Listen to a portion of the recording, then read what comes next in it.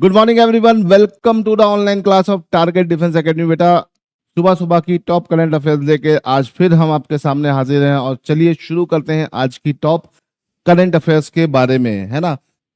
ठीक है, हमारे ऑनलाइन बैचेस ओपन है। जिनको भी ऑनलाइन बैचेस ज्वाइन करना है वो नीचे दिए हुए नंबर पे कॉल कर सकते हैं और इस पूरे वीडियो का पीडीएफ पाने के लिए हमारे टारगेट डिफेंस एकेडमी के टेलीग्राम चैनल को बेटा ज्वाइन करना ना भूलें, है ना। चलिए यहां से आगे बढ़ते हैं, शुरू करते हैं आज का पहला question. Which Indian state become the first to introduce mobile based e voting system for urban election. देखो बेटा यहां पर जो कीवर्ड है उसको याद रखिए, अर्बन इलेक्शन, है ना। अर्बन इलेक्शन से तुम्हारा थोड़ा सा चेंजिंग आ गई, ठीक है। अर्बन इलेक्शन, तो अर्बन इलेक्शन के लिए आपका आंसर क्या हो जाएगा बेटा? बिहार, क्योंकि बिहार में अभी चुनाव चल रहे हैं तो उसको ध्यान रखिएगा, ठीक है। बिहार में चुनाव चल रहा है बेटा और इलेक्शन है बिहार में, तो इलेक्शन के चलते बिहार में बहुत इंपॉर्टेंट हो जाता है चीजें, है ना। बिहार में जो लेजिस्लेचर है वो बाई कैमरलिज्म है। कैसा है बेटा? बाई कैमरलिज्म है, मतलब बिहार में दो सदनीय व्यवस्था है, दो हाउस है, विधानसभा और विधान परिषद, है ना। भारत में ऐसे 6 राज्य हैं जहां पर दोनों सदन मौजूद है, विधानसभा और विधान परिषद। क्या आप मुझे उन 6 राज्यों के नाम कमेंट में बता सकते हो? ठीक है बच्चों, तो उनको कमेंट में बताइए, ये आपके एग्जाम के लिए बहुत इंपॉर्टेंट है। चलिए आगे बढ़ते हैं और क्वेश्चन नंबर 2 की तरफ चलते हैं। क्वेश्चन नंबर 2 की बेटा अगर हम बात करें, what was the main focus of ₹2.3 crore startup challenge launch by MNRE in June 2025।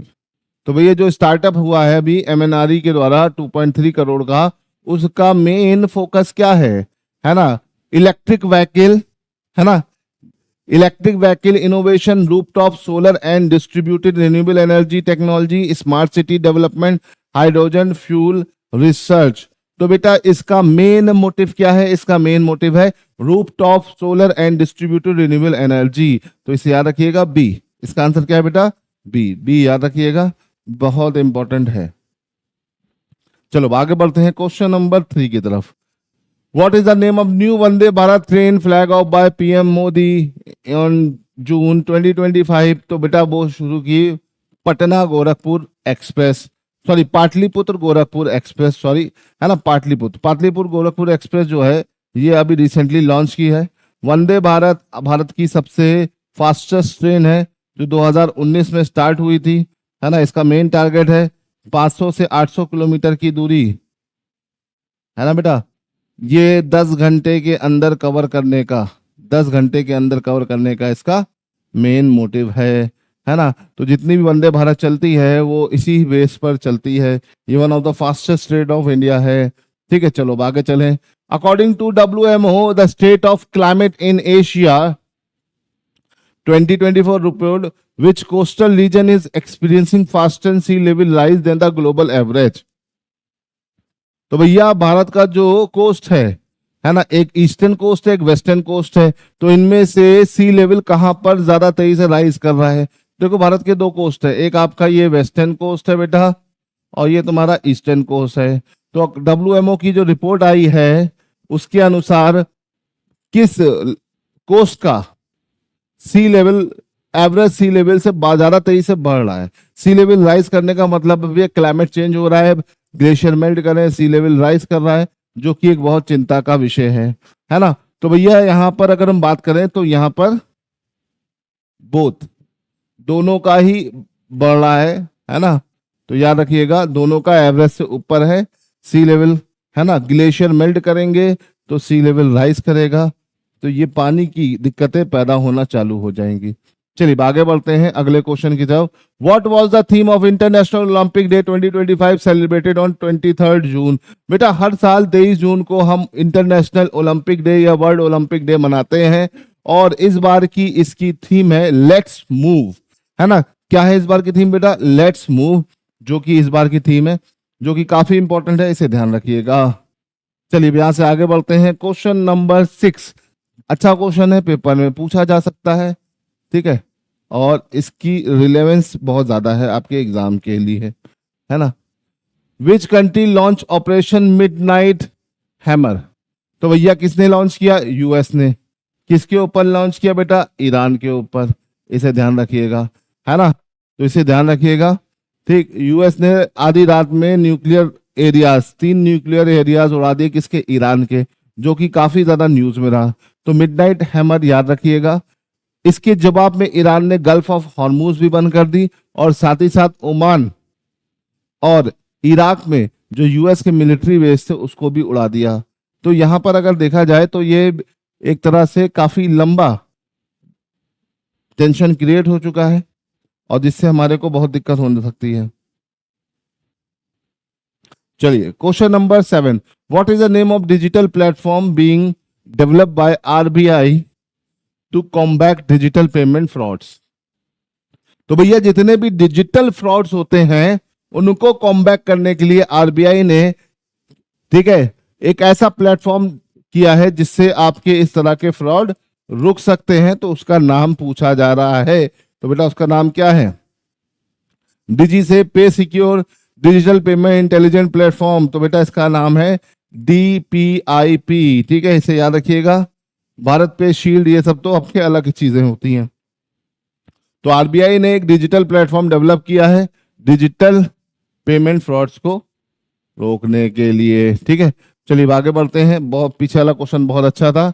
Which Indian bank what fine 29.6 lakh by RBI for violating licence guideline? तो आरबीआई बेटा रिजर्व बैंक ऑफ इंडिया होता है ना, इसको बैंकों का बैंक कहा जाता है ना, और सारे बैंकों को रेगुलेट करना, उनको फंड करना किसका काम होता है? आरबीआई।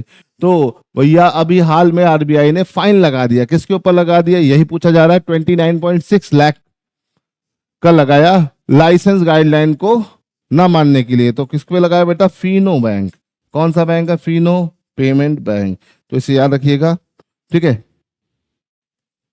चलिए आगे बढ़ते हैं। Question number 9, what is the name of a book release by defence minister Rajnath Singh compiling president Murmu speeches? है ना, तो भैया प्रेसिडेंट द्रौपदी मुर्मू की स्पीचेस को कंपाइल करके रिलीज किया गया है, किसके द्वारा? राजनाथ सिंह, है ना। राजनाथ सिंह ने इस बुक को रिलीज किया। रिलीज करने का मतलब है उसका उद्घाटन किया। तो भैया इस बुक का नाम क्या है? Wing of challenge, voice of nation, wing of our hope, volume 2, eco of Rashtrapati Bhavan. तो बेटा यहाँ पर आपको 4 ऑप्शन मिल रहे हैं, और इसका आंसर है wing of our hope volume 2। इसका विमोचन किया, आप देख सकते हैं, इसको इनॉर्गेट किया है इन्होंने। ठीक है, तो इसे याद रखिएगा। विंग ऑफ आवर होप 2 जो है ये किसकी स्पीचेस का कलेक्शन है? द्रौपदी मुर्मू का। ठीक है, चलो आगे बढ़ते हैं। Which international organisation launch the NDC cooling guideline? ठीक है, नेशनल डिटर्मिनिस्टिक कंट्रीब्यूशन गाइडलाइन। ये सब पर्यावरण के लिए जितनी भी चीजें होती हैं इंडिया में और दुनिया में, उसको करने का काम होता है UNDP। UNDP का बेटा फुल फॉर्म क्या है? यूनाइटेड नेशन इन्वायरमेंट प्रोग्राम, है ना। UNEP मतलब United Nation environment programme. UNEP बेटा 1972 में फॉर्म हुआ था स्टॉकहोम समिट में, और इसका हेडक्वार्टर कहाँ है बेटा? इसका हेडक्वार्टर है नैरोबी। नैरोबी केनिया में इसका हेडक्वार्टर है। तो इसका आंसर तो UNEP है। अब UNDP की बात करें तो यूनाइटेड नेशन डेवलपमेंट प्रोग्राम बेटा ये 1965 में फॉर्म हुआ था। इसका हेडक्वार्टर न्यूयॉर्क में है।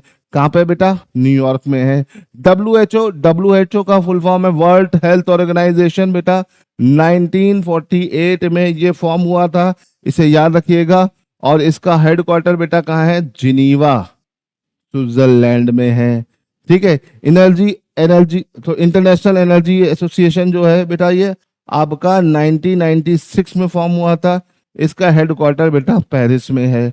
तो ये सारी चीजें आपको याद रखना है। UNEP को अच्छे से याद रखना है, यूनाइटेड नेशन इन्वायरमेंट प्रोग्राम।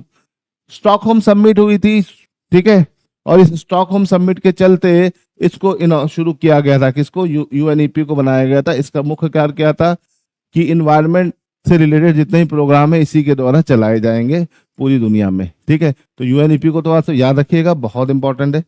ठीक है, तो ये तो हो गया आज के टॉप 10 क्वेश्चन। आई होप कि आपको बेटा सब चीजें समझ में आ रही होगी।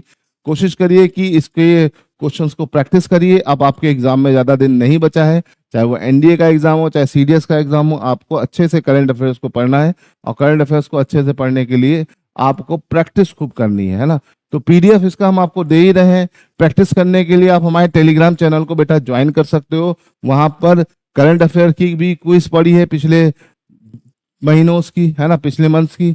साथ ही साथ आपको एमसीक्यूज फॉर्म में इतने क्वेश्चंस मिलेंगे वहां पर, इंग्लिश के, साइंस के, ठीक है, जीके के, कि आप उसको लगा के प्रैक्टिस करके अपने आप को एकदम परफेक्ट कर सकते हो। तो अगर आपको अपनी तैयारी को एकदम परफेक्ट करना है तो टारगेट डिफेंस एकेडमी के टेलीग्राम चैनल को बेटा ज्वाइन जरूर करिए। ठीक है, चलिए फिलहाल आज के लिए इतना रहने देते हैं। जय हिंद, मिलते हैं अगली क्लास में कुछ नए करंट अफेयर्स के साथ।